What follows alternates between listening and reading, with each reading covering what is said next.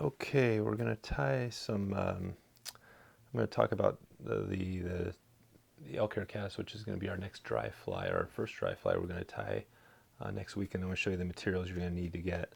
Um, so we have here these are Mustad 94840 dry fly hooks, and these are going to be a little bit different than what we've been tying because they're actual dry fly hooks, so they're lighter. That's the key. They're lighter material. So we want this fly, this fly to float on the surface. So we want it to be light, and that's why we use all these light materials that float. So we'll start with a hook, and as far as the hackle goes, we're going to use a brown hackle, and there's a few different ways you can do it. You can get, like this is an old cape that has a bunch of different sizes on it. That's the nice thing about one of these. If you get one, you can tie all sorts of different, from very small down here to very large up here. And I've used a lot. As you can see, this patch in the middle is probably the size 12s, 14s, 16s. But also another way to do it is to get these hackles where they're basically cut for a certain size. This one says size 14 or larger. And what's nice about these is you get one long hackle, which basically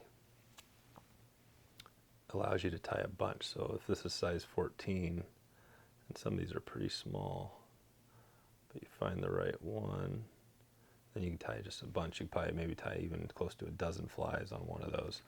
So that's another material we're going to use, and then we're also going to show you how to dub using we use the dub tool and then just dub normally. And this is just some March Brown, some dubbing here.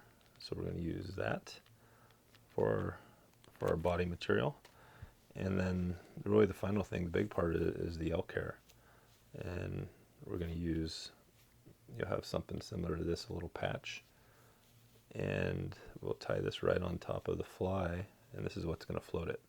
So elk hair, we talked a little bit about the tools before. We're going to definitely be using the stacker. So that's what you need to get for next week. We're going to jump in, so I need you to either grab those from the links below, or if you want to check on having us send you the materials, that's another option, and we've talked about that before. So if you want to go there, definitely check into that. But yeah, I just want to get you laid out for next week. So make sure to get these materials, and we'll go from there. So check you here in the next one.